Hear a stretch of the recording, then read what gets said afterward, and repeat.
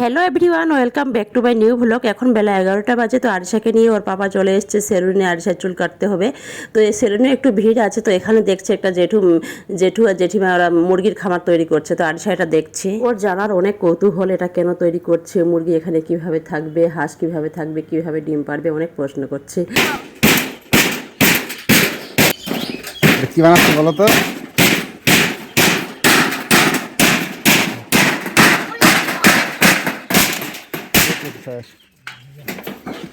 চাচি চাচা মালে তো মুরগির ঘর আরে জোড়াটা দে মুরগির ঘর তোর ঘরে এটা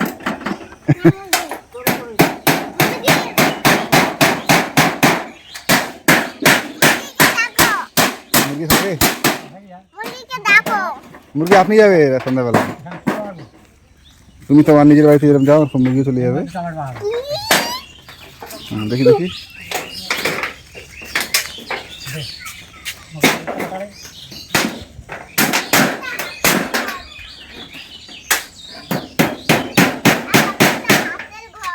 ওটা মিল ছিল, মিল।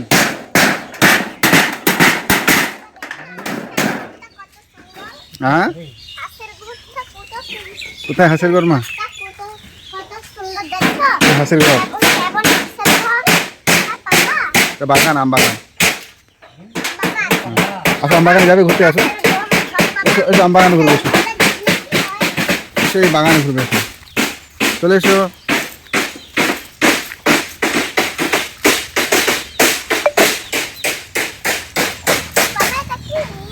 ওটা টিউবওয়েল ছিল, টিউবওয়েল টিউবওয়েল জল ওঠে।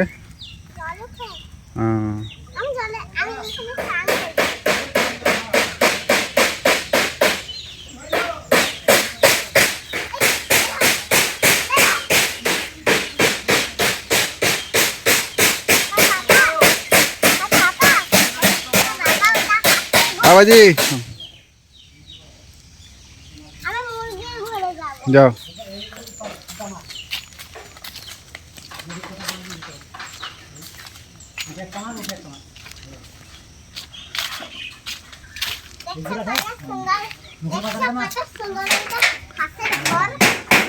ক্যারাম বোর্ড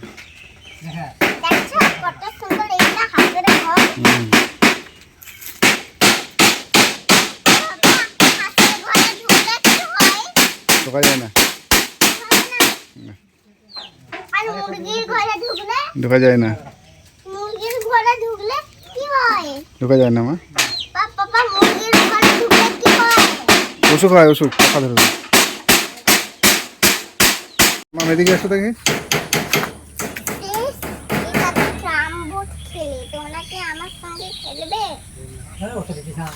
কি খাচ্ছ? কে দিল? দিদি ভাই, এই দিদি ভাই দিল। দেখি মা, এদিকে দেখো। আরিশা বলো।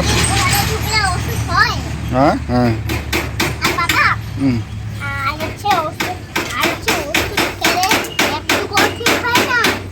ঠিক হয়ে যায়।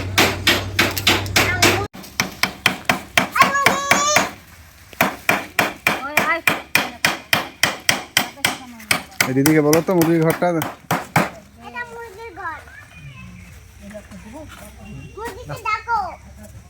ডাকতে হবে।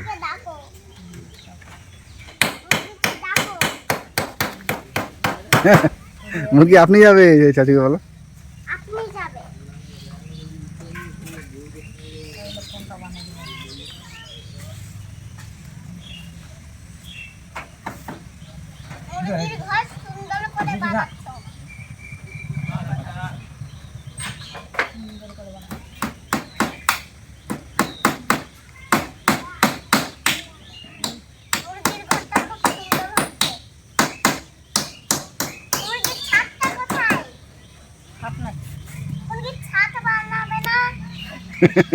মোর বেটি খুব কথা পাগল বানাই দিবে। এই যে স্নান করছে তোমার দাদু ভাই। মা দাদু ভাইকে বলো তো কেমন আছো? দাদু ভাই কেমন আছো বলো। এ কাকু কাকু এই মোর বেটি কই তো কেমন আছো? মোর বেটি তো কইতে কেমন আছো? তুমি এখানে কি করছো? এখানে কি করছো? স্নান করবে?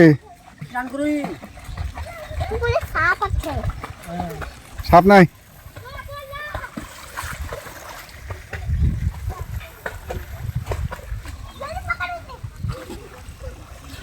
আর বাবা ওই যে তোমরাও সাঁতার কাটছি। আর বাবা তোমরাও পুকুরে ছোটবেলায় স্নান করতে? হ্যাঁ করতাম তো। আর সাথে এবার আমিও করবো। হ্যাঁ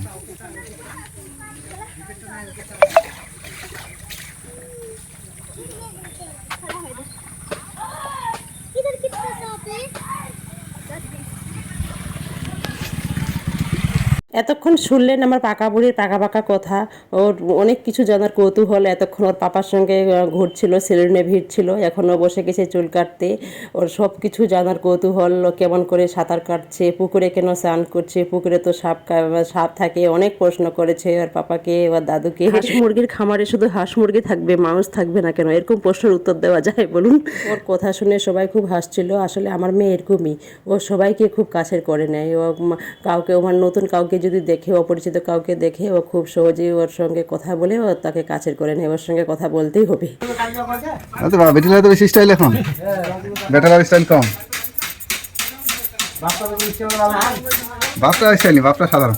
বেটি চ্যাংলা, সে চ্যাংলা স্টাইল।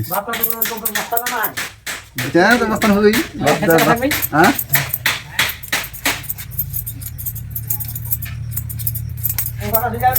কালকা, হ্যাঁ কালকা রাতে ট্রেন আছে। স্কুল খুলেই যায়, ট্রেনে যায়। হ্যাঁ প্রচন্ড স্মার্ট।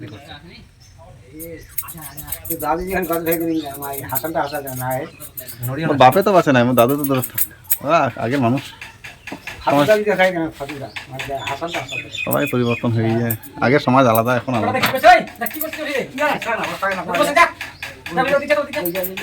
এটা কাটে না বিরক্ত লাগে, ছোট বাচ্চা তো, ছোট বাচ্চা অনেকক্ষণ রাখাটা মুশকিল।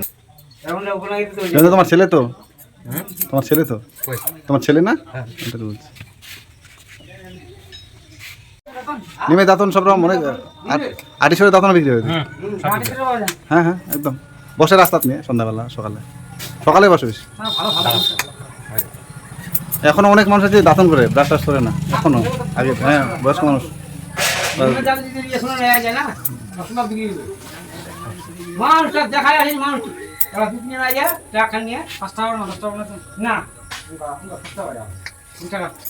এখন 10 টাকা করে নেবে।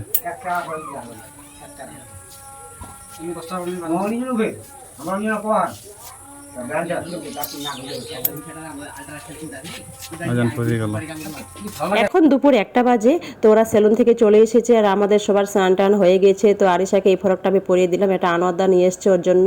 তো আমি দেখছি যে টাইট করতে হবে নাকি, দেখছি একটুখানি টাইট করতে হবে। ভিডিওটি ভালো লাগলে অবশ্যই লাইক, কমেন্ট, শেয়ার, সাবস্ক্রাইব করবেন আর পাশে থাকা বেল আইকন বাটনটি প্রেস করবেন।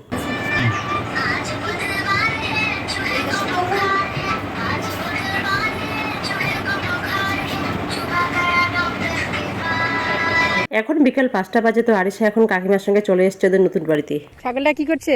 ছাগলটা খাচ্ছে। না, ছাগলটাকে আদর করো।